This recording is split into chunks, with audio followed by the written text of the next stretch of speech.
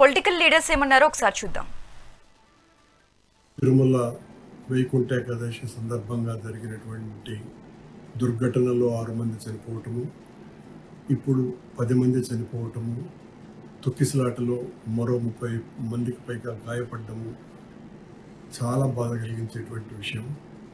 కానీ ఇలాంటి పర్వదినాలలో భక్తుల తాకిడి పెద్ద ఎత్తున ఉంటుందని తెలిసి కూడా ప్రభుత్వం బాధ్యతారాహిత్యంగా వ్యవహరించటం అన్నది ఇక్కడ అన్నింటికంటే పెద్ద సమస్య. మొన్న తిరుమలలో, ఆ తరువాత సింహాచలంలో, మళ్ళీ ఈ రోజున కాశీబుగ్గలో, ఈ 3 కూడా విష్ణుమూర్తి ఆలయాలే. పండుగల రోజున చాలా పెద్ద ఎత్తున భక్తులు వస్తారని తెలిసి కూడా ఈ ప్రభుత్వం హిందూ ధర్మానికి, హైందవానికి మేము పెద్ద ఎత్తున కృషి చేస్తున్నామని మాటలు చెప్పేటువంటి కార్యక్రమాలే తప్ప ఎక్కడా కూడా ఏ రకమైనటువంటి శ్రద్ధ వహించాలా అన్నటువంటి విషయాన్ని పూర్తిగా మర్చిపోయి ఎంతసేపు వైఎస్ఆర్ కాంగ్రెస్ పార్టీ హయాంలో భక్తులకు అన్యాయం జరిగింది, ఆనాడు హిందూ వ్యతిరేక కార్యక్రమాలు జరిగినాయి, ఈ చెప్పుతూనే కాలం గడుపుతున్నారే తప్ప ఏ రకంగా భక్తులకు మెరుగైనటువంటి సౌకర్యాలు కలుగజేయాలా అన్నటువంటి ఆలోచన, ఆ ఇంగిత జ్ఞానం ఈ ప్రభుత్వానికి లేకపోవటం. మరి మొన్న సింహాచలంలోనే, శ్రీకాకుళం పక్కన ఉన్నటువంటి విశాఖపట్నం జిల్లాలో సింహాచలంలో అంత పెద్ద దుర్ఘటన జరిగింది. అంతకుముందే ఒక 5-6 నెలల ముందు తిరుమలలో తొక్కిసలాటల్లో 6 మంది చనిపోయారు, దాదాపు 50 మంది గాయపడ్డారు. మళ్ళీ అలాంటి పునరావృతం కాకుండా చేయటానికి దాదాపు 20,000 మంది పైగా భక్తులు వస్తారు కాశీబుగ్గ దేవాలయంలో అని ప్రతి సంవత్సరము ఆనవాయితీగా వచ్చేటువంటి సాంప్రదాయం ఉన్నది కనుక మనం మరింత జాగ్రత్త ఎలా తీసుకోవాలా అన్నటువంటి విషయాన్ని మర్చిపోయి ఏ మాత్రము కూడా భక్తుల యోగక్షేమాలను గురించి పట్టించుకునేటువంటి స్థితిలో లేకుండా ఈ ప్రభుత్వం చేస్తున్నటువంటి వైఎస్ఆర్ కాంగ్రెస్ పార్టీ నాయకుల మీద, కార్యకర్తల మీద దాడికి తమ కాలాన్నంతా ఉపయోగపెడుతూ తద్వారా హిందూ ధర్మాన్ని ఏదో పెద్ద రక్షిస్తున్నాము అన్నటువంటి ఫోజులు కొడుతూ ఆచరణలో ఓపెనింగ్ అయి పెద్ద ఎత్తున భక్తుల నమ్మకాన్ని చూరగొని ఇప్పటికే వేలాది మంది భక్తులు విజిట్ చేస్తున్నటువంటి చిన్న తిరుపతి అంటాం మేమందరం. చిన్న తిరుపతి ఏం చేద్దంటే ఆ గుడిలో ఉన్నటువంటి వెంకటేశ్వర స్వామి విగ్రహం అచ్చం తిరుపతిలో మాదిరి నిర్మాణం గావించబడి, మరి అలాంటి పవిత్రమైనటువంటి గుడిలో తొక్కిసలాట జరిగి 9 మంది చనిపోవడం, మరొక మహిళ తీవ్ర ప్రాణాపాయంలో ఉండడం, మరికొంతమందికి గాయాలు పాలవడం, చనిపోయిన వాళ్ళలో ఒక 10 సంవత్సరాల పిల్లవాడు, మహిళలు ఉండడం అత్యంత బాధాకరం. ఇది చాలా తీవ్ర విషాదమైనటువంటి సందర్భం, అందరికీ దుఃఖాన్ని కలిగిస్తున్నటువంటి సందర్భం. No doubt about it. మేమందరం కూడా బాధితులకు సపర్యలు చేయడంలో కానీ, యాజ్ ఏ డాక్టర్గా ఎమర్జెన్సీ సమయంలో బేసిక్ లైఫ్ సపోర్ట్ అందించడంలో కానీ మేమందరం కూడా ప్రభుత్వానికి, అధికారులకి, ముఖ్యంగా ప్రజలకి అండగా నిలబడడం జరిగింది. ఇదే సందర్భంగా గుడి దగ్గర నాకు ప్రజలు చెప్పినటువంటి 2 మాటలు మీ అందరితో పంచుకోవాలన్నటువంటి ఆలోచన కలిగింది. చాలా తీవ్ర ఆవేదనతో మీ అందరితో పంచుకోవాలనుకుంటాను. నేను వెళ్ళిన వెంటనే భక్తులందరూ మూకుమ్మడిగా వచ్చి, ఇంత అన్యాయం ఏంటి బాబు, ఇంత పెద్ద ఎత్తున భక్తులు చేరే దగ్గర ఒక్క పోలీస్ కూడా ఉండరా అని కన్నీళ్ళు పెట్టుకోవడం చాలా బాధాకరం. మొదటిది. అలాగనే ఎందుకన్నా మంచిదని నాకు అనుమానం వచ్చి టెంపుల్ ఫౌండర్కి నేను అడిగాను, అన్నగారు మీరు ఇంత పెద్ద ఎత్తున భక్తులు చేరుతున్నారు కదా, మరి దీనికి సంబంధించి మీరు పోలీసు వారికి దీని మీద ఏమైనా ఇన్ఫర్మేషన్ ఇచ్చారా అనుకో నేను అడిగాను. మా వాళ్ళు అడిగాను.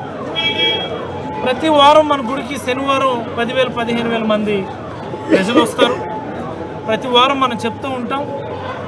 దానికి basic 1 or 2 police men road దగ్గర ఉండి రెగ్యులరైజ్ చేస్తూ ఉంటారు. మరి ఈరోజు ఏకాదశి సందర్భంగా పెద్ద ఎత్తున భక్తులు రావడానికి అవకాశం ఉందని మేము ముందస్తుగానే తెలియజేశాము అన్నటువంటి విషయం చాలా స్పష్టంగా ఆయన చెప్తా ఉన్నారు. మరి ఇలాంటి సందర్భంలో ఇలాంటి పర్వదినాన పుణ్యదినాన వేలాది మంది ఆ గుడికి వస్తున్నారన్నటువంటి సమాచారం ఉన్నప్పుడు బేసిక్ ప్రివెంటివ్ మెజర్స్ కనీస ఏర్పాట్లు పోలీసుల తరఫున, ప్రభుత్వం తరఫున, మున్సిపాలిటీ తరఫున ఏర్పాట్లు చేస్తుంటే ఈ ప్రమాదం జరుగుండేది కాదని నా అభిప్రాయం, అలాగే అక్కడ ఉన్నటువంటి భక్తులందరి అభిప్రాయం.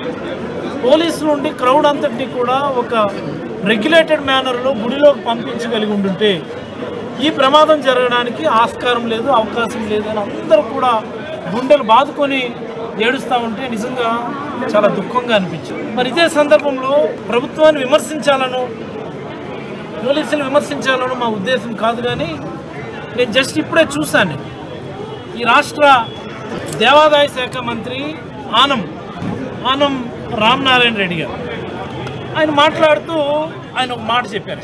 అది పూర్తిగా ప్రైవేట్ దేవాలయం, ప్రైవేట్ వ్యక్తుల ఆధీనంలో నడుస్తున్నటువంటి దేవాలయం. మరి అక్కడ తొక్కిసలాట జరిగితే మాకేంటి బాధ్యత అన్నట్టుగా ఆయన మాట్లాడారు. నేను ఒకటే అడుగుతా ఉన్నాను, ఈ సంఘటన సంభవించి 1 గంట 2 గంటలు కాలేదు, అప్పుడే ప్రభుత్వం తన బాధ్యత నుంచి తప్పించుకునేటటువంటి ప్రయత్నం చేస్తుంది అని నేనైతే అభిప్రాయపడతా ఉన్నాను. This is not the appropriate time. మీరు కనీసం ఒక బేసిక్ విచారణే చేయలేదు, కనీసం అధికారులు దానికి సంబంధించినటువంటి ఒక బేసిక్ రిపోర్ట్ ఇవ్వలేదు. ఒక దేవాదాయ శాఖ మంత్రి ప్రభుత్వం తరఫున మీడియా ముందుకు వచ్చి అది ప్రైవేట్ దేవాలయం, ప్రైవేట్ వ్యక్తుల ఆధ్వర్యంలో నడుస్తున్న దేవాలయం, అన్ని ప్రైవేట్ దేవాలయాల్లో జరిగే సంఘటనలకి ప్రభుత్వం ఏంటి బాధ్యత అన్నట్టు. డాక్టర్ గారు పనిలో ఉన్నారు, ఉదయం నుంచి కూడా అక్కడే ఉండి వాళ్ళందరినీ హాస్పిటల్కి పంపించే కార్యక్రమం కూడా ఆయన దగ్గర నుంచి చేయడం జరిగింది.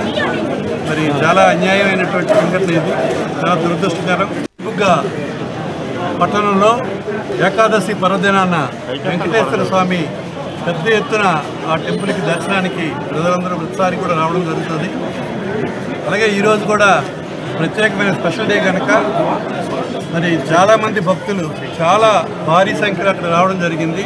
అయితే అక్కడ తక్షణ ఏర్పాట్లు సరిగ్గా జరగలేదు. పెద్ద ప్లేస్ అది ప్రాపర్గా అది ఆర్గనైజ్ చేస్తే అంత ఇబ్బంది జరిగి ఉండేది కాదు. మరి సరిగ్గా అది ఆర్గనైజేషన్ లేక ప్రాపర్గా భారీ నష్టం, ప్రాణ నష్టం జరిగింది. 9 మంది వ్యక్తులు భక్తులు ఈరోజు ఆ ప్రతిష్టాట్లో చనిపోవడం జరిగింది. ఇది వైఫల్యం, భద్రతా వైఫల్యం అన్నది మేము అనుకుంటున్నాం.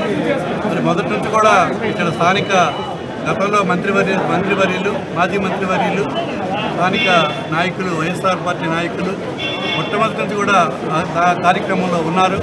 అలాగే మా చెక్కలి నుంచి పక్కన ఉన్నటువంటి నియోజకవర్గ సమన్వయకర్త, నేను జిల్లా పార్టీ అధ్యక్షుడిని. ఇక్కడ నుంచి కూడా వెంటనే మాకు జగన్మోహన్ రెడ్డి గారి పిలుపు మేరకు ఆయన వెళ్ళండి, అక్కడ ఏం జరిగిందో తెలుసుకోండి, ఇక్కడ ప్రజలకు రక్షణ చర్యలు అవకాశం ఉందంటే ఇవ్వండి అని చెప్పి అప్పలరాజు గారికి ఆ విషయం చెప్పమని కూడా చెప్పి అక్కడికి పంపించారు. నేను శ్రీకాకుళం నుంచి హుటాహుటిన అక్కడి నుంచి వచ్చి మరి ఆ కోవిల్ దగ్గరికి వెళ్ళి చూశాను. ఇక్కడ చాలా పెద్ద విస్తీర్ణంలో ఉన్న కోవిల్ అది. సరి అయినటువంటి భద్రతా ఏర్పాట్లు చేయకపోవడం వల్లనే ఈ ప్రమాదం జరిగిందని మేము భావిస్తున్నాం. ఏదైనా ప్రభుత్వం నిర్లక్ష్యం అనేది ఇందులో స్పష్టంగా కనిపిస్తుంది. మరి దీనిపైన ఆయన కనీసం సరిగ్గా స్పందించి సరైన చర్యలు తీసుకోవాలని చెప్పి మేము ప్రభుత్వాన్ని డిమాండ్ చేస్తున్నాం. మమ్మల్ని వెళ్ళమని అక్కడ స్థానిక నాయకులు అప్పలరాజు గారితో మాట్లాడి అక్కడ ఏం జరిగిందో సరైన ఇన్ఫర్మేషన్ ఇవ్వమని మనం చెప్పాను. డాక్టర్ గారు పనిలో ఉన్నారు, ఉదయం నుంచి కూడా అక్కడే ఉండి వాళ్ళందరినీ హాస్పిటల్కి పంపించే కార్యక్రమం కూడా ఆయన దగ్గర నుంచి చేయడం జరిగింది. మరి చాలా అన్యాయమైనటువంటి సంఘటన ఇది, చాలా దురదృష్టకరమైన సంఘటనలు ఈ రాష్ట్రంలో జరగడానికి వీలు లేదు. అందుకే ఒక పక్క దాన్ని చేస్తూనే అమాయకులు చనిపోయారు, 9 మంది ప్రాణాలు కోల్పోయారు. ఆ 9 మంది ప్రాణాలు కోల్పోయిందని నేను చాలా బాధపడుతున్నా. ఏ ఒక్క వ్యక్తి చనిపోకూడదనేది నా భావన. ప్రాణం విలువైనది. అలాంటి ప్రాణాలు పోగొట్టుకున్నప్పుడు మనం కూడా బాధ్యతనే ఇది చేయాల్సిన అవసరం ఉంటుంది. అలాంటి కుటుంబాలకు నా ప్రగాఢ సానుభూతి తెలియజేసుకుంటూ చనిపోయిన వాళ్ళందరికీ మన నివాళులు అర్పిస్తూ వాళ్ళ ఆత్మకు శాంతి కలగాలని, అది కూడా దేవుని సన్నిధిలో చనిపోయారు, దేవుని కోసరం పోయారు. కానీ ఈరోజు వాళ్ళంతా కూడా ప్రాణాలు వదిలిపెట్టే పరిస్థితి వచ్చారు. చాలా బాధేస్తుంది. ఏదేమైనా మనం అందరం నిమిత్త మాత్రం ఓసారి సంఘటనలు జరుగుతాయి. జరగకూడదని ఎన్ని ప్రయత్నాలు చేసినా కొన్ని సంఘటనలు జరుగుతున్నాయి. నేను ఆ విషయాలను కూడా మీతో మళ్ళీ మాట్లాడతాను. కాశీ బుగ్గలో జరిగిన సంఘటన పట్ల దిగ్భ్రాంతిని వ్యక్తం చేస్తూ చనిపోయిన వారి పట్ల నా ప్రగాఢ సానుభూతి తెలియజేసుకుంటూ వారికి ఆత్మశాంతి కలగాలని భగవంతుని మనస్ఫూర్తిగా ప్రార్థిస్తూ ఇక్కడే అందరూ కూడా లేచి 2 నిమిషాలు మౌనం పాటించాల్సిందిగా మిమ్మల్ని అందరినీ కోరుతున్నా.